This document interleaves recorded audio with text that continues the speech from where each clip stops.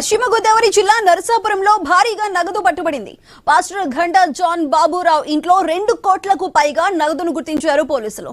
దీనిపై ఫ్యామిలీని ప్రశ్నించగా పొంతనలేని సమాధానం చెప్పడంతో నగదును సీజ్ చేశారు.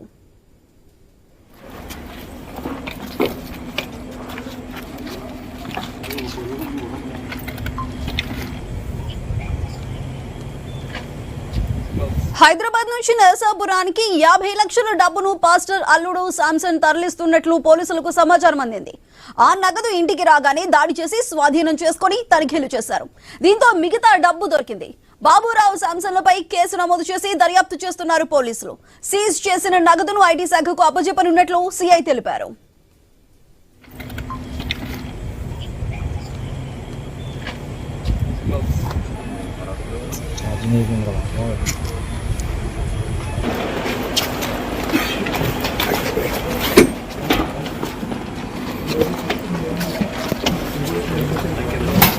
పశ్చిమ గోదావరి జిల్లా నరసాపురంలో భారీగా నగదు పట్టుబడింది. పాస్టర్ ఘంటా జాన్ బాబురావు ఇంట్లో 2 కోట్లకు పైగా నగదును గుర్తించారు పోలీసులు. దీనిపై ఫ్యామిలీని ప్రశ్నించగా పొంతనలేని సమాధానం చెప్పడంతో నగదును సీజ్ చేశారు.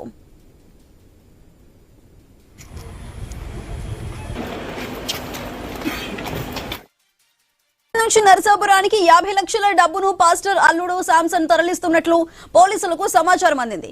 ఆ నగదు ఇంటికి రాగానే దాడి చేసి స్వాధీనం చేసుకుని తనిఖీలు చేశారు. దీంతో మిగతా డబ్బు దొరికింది. బాబురావు శాంసన్లపై కేసు నమోదు చేసి దర్యాప్తు చేస్తున్నారు పోలీసులు. సీజ్ చేసిన నగదును ఐటీ శాఖకు అప్పజెప్పనున్నట్లు సిఐ తెలిపారు.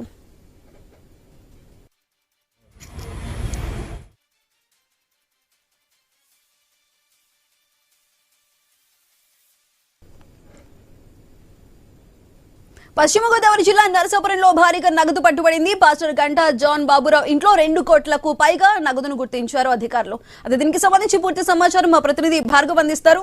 భార్గవ్, చెప్పండి, 2 కోట్లకు పైబడి ఈ నగదుకి సంబంధించి ఆ పాస్టర్ కుటుంబం ఏం చెప్తున్నారు? దానికి సంబంధించి పోలీసులు ఏం డీటెయిల్స్ వెల్లడించారు?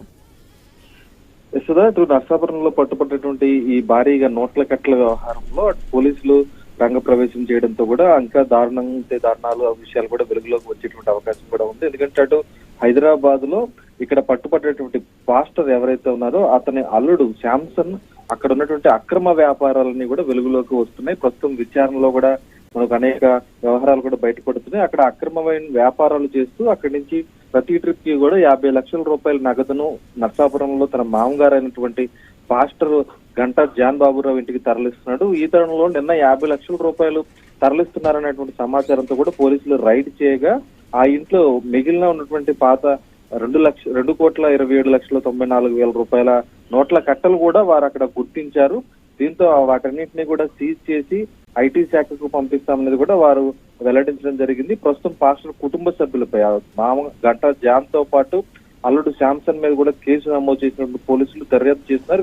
వీరికి నగదు ఎక్కడి నుంచి వచ్చింది, ఎలా వచ్చింది అన్నలో కూడా విచారణ చేస్తున్నారు. అటు ఐటీ శాఖ కూడా అప్పచెప్పడంతో వీరి వద్ద ఎటువంటి లెక్కల్లో కూడా ఈ డబ్బు ఎక్కడ కూడా చూపించలేదు, ఇది అక్రమ సొమ్మే అనేది కూడా వారు కూడా నిర్ధారించడంతో ప్రస్తుతం కేసు అయితే విచారణ అయితే జరుగుతుంది. సుధా.